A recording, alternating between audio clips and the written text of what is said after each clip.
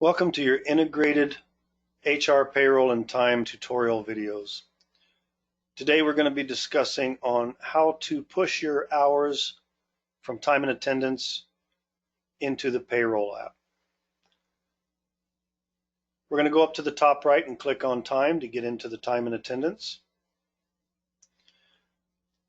Before you start, you'll need to make sure that your missing punches for the pay period that you're going to be exporting to are fixed.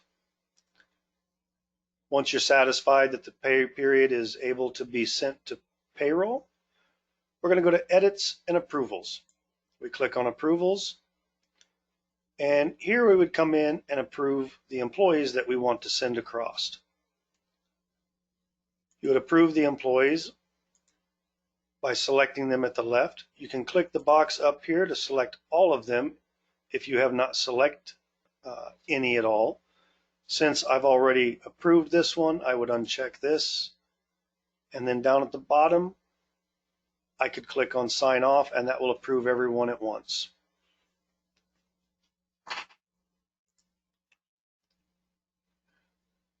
We'll approve Bob, and we'll click Sign Off. Are you sure you want to release one employee? Yes. We see that's placed a green A for approved rather than the white P for pending. Depending on your company policy and how you have approval set up, will depend on the steps you take to do this.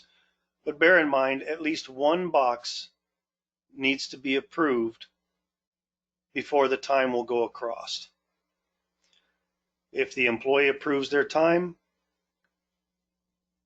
and we push the payroll hours, but the supervisor and admin haven't approved it, the time will still go across because it does have an approval. So all we really need is one approval, whether it's you, the admin, whether it's the supervisor, or whether it's the employees themselves, or it could be all three if that's how your company policy dictates, and you would be in charge of validating that all of the approvals are correct before you would actually push the payroll hours. So once I have the people selected that I want to push to payroll, I will go to my payroll functions, exports, push payroll hours. The default policy 526-61 is the policy we were on. I have two policies in this setup, so there's two different pay periods that you can see here. One begins on the 31st and ends on the 14th. The other new one begins on the 2nd and ends on the 8th. These are the current pay periods. We're not going to push these to payroll ever unless we're trying to do it. For instance, maybe there's a holiday Monday and you need to come in Sunday and push the hours out. You would be able to take advantage of that by selecting this to push your payroll in an instance where that might happen. But what we want is our default pay period, the 26th through the 1st, and I'm going to select push to payroll. Time cards pushed successfully. I click OK. They're pushed, they're marked, they will not be pushed again. So it's important to make sure that the hours are correct before you come here to push your time cards. If I needed to go back after an hour and approve other employees, I could do so and then come back to my exports, push payroll hours, and push the payroll again here, and then only those newly approved would be inserted into payroll. Once this step is complete, you're able to go over to your payroll app,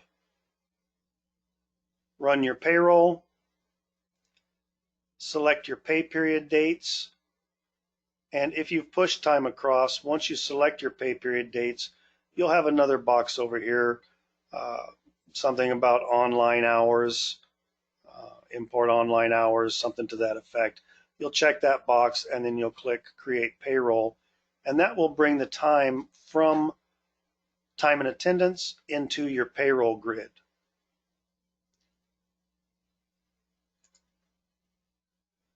That concludes the tutorial on how to push your hours from time into payroll.